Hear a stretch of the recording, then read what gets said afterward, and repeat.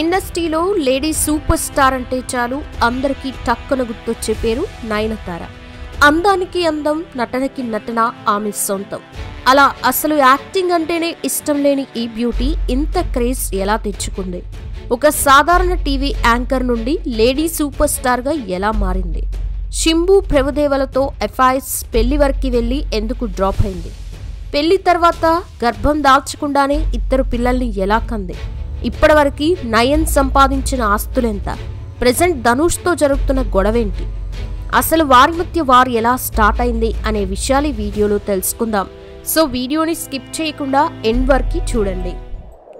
Lady super star అని tag తెచ్చుకున్న Nayanthara 1984 November 18న కుడియట్టు Oman Kurian దంపతులకి బెంగళూరులో జన్మించింది.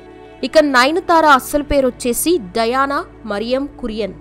వీళ్ళది కేరళ రాష్ట్రంలో పత్తనంతిట్ట జిల్లాలో ఉన్న తిరువల్ల టౌన్. వీరు సిరియన్ క్రిస్టియన్స్ అన్నమాట. నయనతారకి ఒక అన్నయ్య లెనో ఉన్నాడు. ఇతను ప్రస్తుతం దుబాయ్లో పనిచేస్తున్నాడు. నయనతార నాన్న ఇండియన్ ఎయిర్ ఫోర్స్లో పనిచేయటం వలన ఆమె చదువు ఒక్కో రాష్ట్రంలో ఒక్కో విధంగా సాగింది. స్కూలింగ్ గుజరాత్లో ఉన్న జామ్నగర్లోనూ, మరికొంత చదువు ఢిల్లీలోనూ సాగింది. మరికొంత చదువు తిరువల్లలో ఉన్న బాలికా మోడమ్ హెయిర్ సెకండరీ స్కూల్లో పూర్తి చేసింది.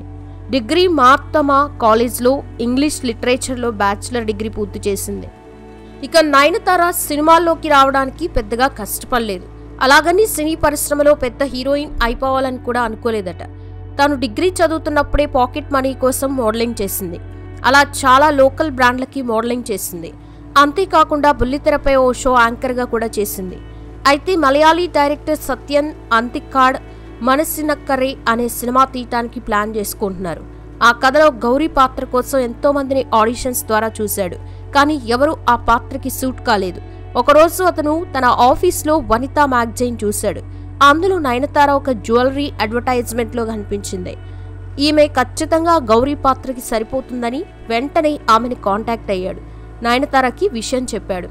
కానీ నయనతార సినిమాల్లో నటించి హీరోయిన్ అయిపోవాలని ఆలోచనలో లేకపోవడంతో వాళ్ళ అమ్మ నాన్నల పర్మిషన్ అడిగి చెప్తానని చెప్పింది. వాళ్ళ అమ్మ నాన్నలకి విషయం చెప్పింది.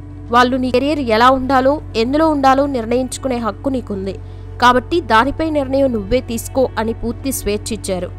దాంతో ఈ ఒక్క సినిమా సరదాగా చేసి తర్వాత చేయకూడదని డైరెక్టర్ సత్యన్ అంతిక్కాడ్ సినిమాకు ఓకే చెప్పింది. ఇందులో హీరోగా జయరామ్ గారు చేశారు. 2003 ఫిబ్రవరిలో మొదలైన మనసినక్కరే సినిమా షూటింగ్ పూర్తి చేసుకుని అదే సంవత్సరం డిసెంబర్లో విడుదలై సూపర్ డూపర్ హిట్ అయింది. చాలా థియేటర్స్లో 100 days ఆడింది. ఈ సినిమాతో నయనతార కేరళలో మంచి పేరు వచ్చింది. ఆ సమయంలోని డైరెక్టర్ ఫాజల్ మోహన్ లాల్తో విస్మయంతు బత్తు అనే సినిమా షూటింగ్ మొదలుపెట్టారు. కానీ హీరోయిన్గా ఎవరూ ఓకే కాలేదు. అప్పుడే మనసినక్కరే సినిమా విడుదలవడం, అందులో నయనతారని చూసి చాలా బాగుందనుకున్నాడు. ఈమైతే మోహన్ లాల్కి సరైన జోడీ అని ఆమెని అప్రోచ్ అయ్యారు. నయనతార మొదటి సినిమాతోనే ఆపేద్దామనుకుంది. కానీ రెండో సినిమా మోహన్ లాల్తో అనేసరికి కాదనలేకపోయింది. పైగా మొదటి సినిమా సూపర్ డూపర్ హిట్ అవడంతో సెలబ్రిటీ హోదా చాలా థ్రిల్గా అనిపించడంతో వెంటనే ఒప్పుకుంది. అయితే ఇది సైకాలజీ థ్రిల్లర్ మూవీ. ఈ సినిమా 2004 ఏప్రిల్లో విడుదలై ఫ్లాప్ అయింది. కానీ నయనతారకి నటిగా మంచి పేరు వచ్చింది. ఈ సినిమా టీవీలో టెలికాస్ట్ అయినప్పుడు హైయెస్ట్ రేటింగ్ వచ్చి నెంబర్ 1 ప్లేస్లో ఆ సంవత్సరం ఉందట. మళ్ళీ వెంటనే మోహన్ లాల్ తను నటిస్తున్న నట్టూర్ బావ్ అనే సినిమాలో అవకాశం ఇచ్చారు. ఈ సినిమా కేరళలో ఘనంగా చేసుకునే ఓనం పండక్కి రిలీజ్ చేశారు. ఈ సినిమా హిట్ అయింది. దీని తర్వాత తమిళ డైరెక్టర్ హరి శరత్ కుమార్ని హీరోగా పెట్టి తీస్తున్న అయ్యా సినిమాలో నయనతారని సెలెక్ట్ చేసుకున్నారు. ఈ సినిమా 2005 జనవరిలో రిలీజ్ అయ్యి సూపర్ హిట్ అయింది. తర్వాత చంద్రముఖి, మలయాళంలో 2 సినిమాలతో పాటు మళ్లీ తమిళంలో గజని, కాల్వనిన్ కాదల్ సినిమా ఒప్పుకుంది. అదే సమయంలో మన డైరెక్టర్ వివి వినాయక్ గారు వెంకటేష్తో ఒక సినిమా ప్లాన్ చేస్తున్నారు. అది కూడా 2006 సంక్రాంతికి రిలీజ్ చేయాలని డేట్ కూడా అనౌన్స్ చేశారు. అప్పటికే చాలా మంది హీరోయిన్లను అనుకున్నారు. జెనెలియా, స్నేహ, కమల్ని ముఖర్జీ, సమీరా రెడ్డి, లయ. కానీ ఎవరూ పెద్దగా స్టోరీకి సూట్ అవ్వలేదు.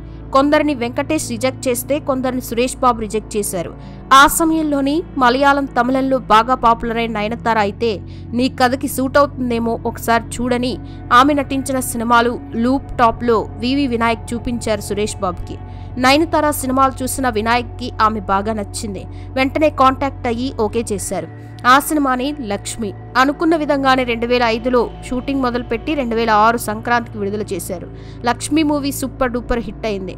తర్వాత వెంటనే నాగార్జునతో బాస్, తమిళంలో సింబుకి జోడీగా వల్లవన్, జీవాకి జోడీగా ఈ సినిమాలు ఒప్పుకుంది. ముందుగా తెలుగులో వచ్చిన బాస్ ఫ్లాప్ అయిన సింబుతో కలిసి నటించిన వల్లవన్ బ్లాక్ బస్టర్ హిట్ అయింది. ఈ సినిమాలో హీరోయిన్ గా మంచి పేరు సంపాదించింది. ఈ సినిమా ఆమె కెరియర్ కి మంచి హెల్ప్ అయింది. ఈ సినిమా డైరెక్టర్ కూడా శింబు అవడంతో మనోడు నయనతారను లైన్ లో పెట్టేశాడు. పైగా నయనతార కూడా సింబు యాక్టివ్నెస్ కి ఫిదా అయిపోయి అతని ప్రేమలో పడింది. తర్వాత వల్లవన్ సినిమాని వల్లభా పేరుతో తెలుగులో కూడా డబ్ చేసి రిలీజ్ చేశారు. వల్లవన్ సినిమా తర్వాత వచ్చిన ఈ సినిమా కూడా సూపర్ డూపర్ హిట్ అయింది.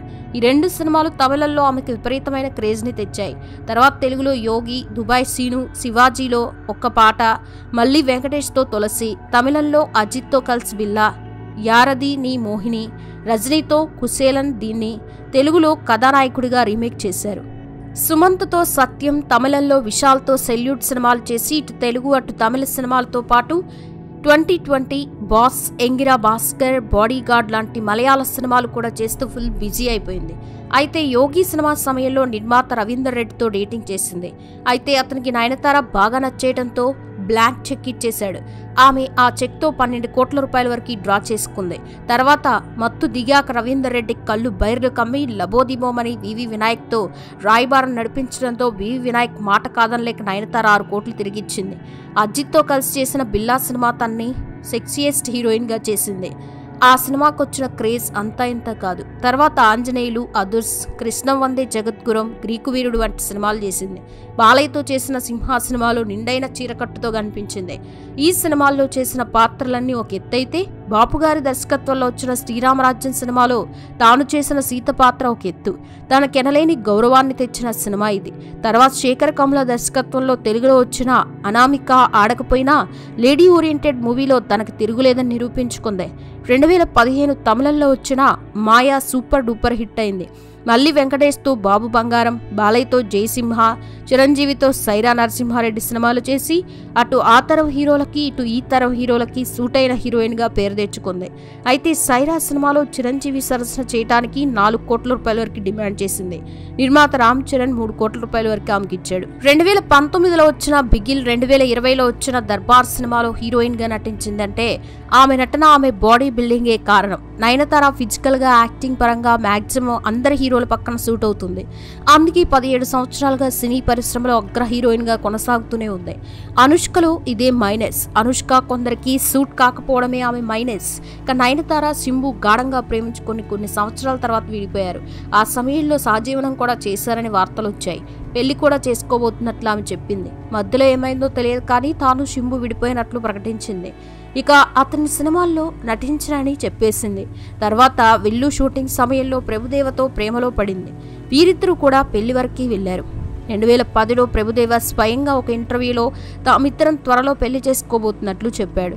ప్రభుదేవతో పెళ్లి కోసం తన సినిమా కెరియర్ని కూడా కొంతకాలం పక్కన పెట్టింది.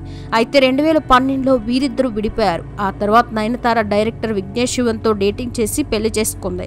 వీరిద్దరూ నానుం రౌడీ దాన్ అనే సినిమా సమయంలో లవ్లో పడ్డారు. ఈ సినిమాని తెలుగులో నేను రౌడీనే అనే పేరుతో డబ్ చేశారు. ఈ సినిమా షూటింగ్ మొదలైన తర్వాత నుండి వీరిద్దరూ ప్రేమించుకున్నారు. ఆ తర్వాత కొంతకాలం డేటింగ్ చేసుకుని కుటుంబ సమక్షంలో 2002లో జూన్ 9న వీరి పెళ్లి గ్రాండ్గా జరిగింది. ఇక పెళ్లి తర్వాత కూడా నయనతార భర్త సపోర్ట్తో మూవీస్లో చేస్తూనే ఉంది. ఆ తర్వాత సరోగసి ద్వారా ఈ జంట 2 మగపిల్లలకి తల్లిదండ్రులయ్యారు. అయితే నయనతార ఇలా పిల్లల్ని కనడం వెనుక రీజన్ వచ్చేసి ఆమెకి గర్భసంచిలో ఏదో సమస్య ఉంది అని, దానివల్ల పిల్లల్ని కనడం కష్టమని, అందుకే ఆ పద్ధతిలో ప్లాన్ చేసినట్టు తెలిసింది. నయనతార ఆస్తుల విషయానికి వస్తే నిజానికి నయనతారకి క్రేజ్ ఎక్కువగా రావడంతో అందరి హీరోయిన్స్ కంటే ఎక్కువ రెమ్యునరేషన్ తీసుకుంటుందని తెలిసింది. అంటే ఒక్కో మూవీకి 14 కోట్ల రూపాయల వరకు రెమ్యునరేషన్ తీసుకుంటుందట.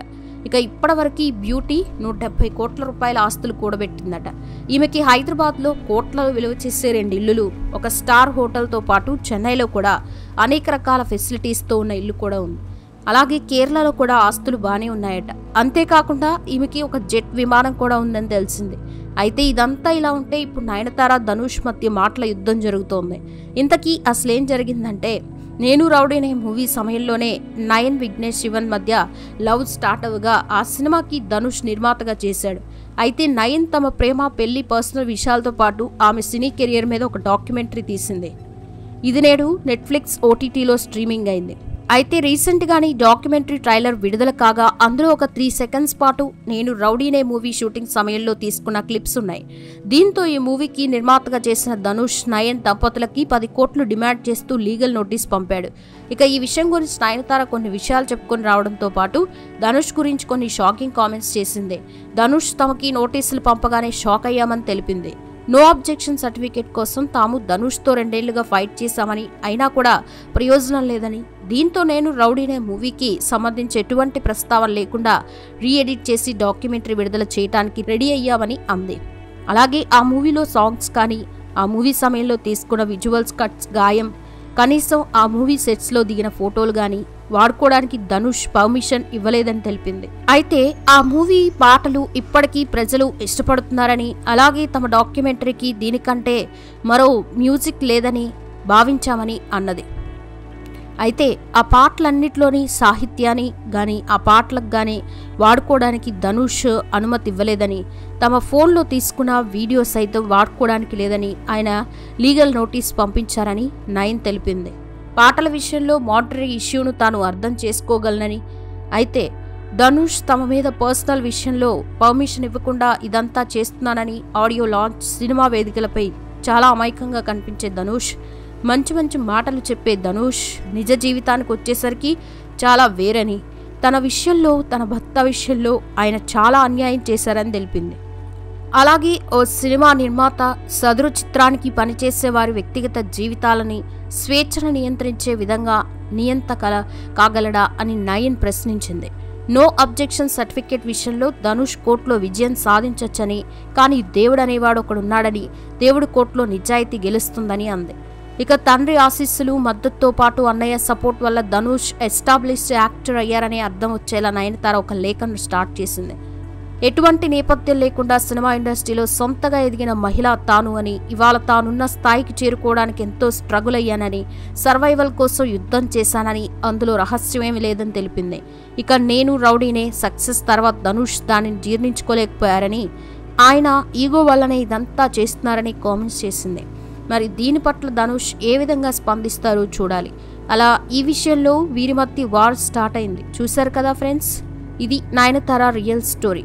మరి నయనతార రియల్ స్టోరీ గురించి మీరేమనుకుంటున్నారు కామెంట్ సెక్షన్లో కామెంట్ చేయండి. వీడియో నచ్చితే లైక్ చేయండి, షేర్ చేయండి, ఛానల్ని సబ్స్క్రైబ్ చేసుకోండి. Thanks for watching this video.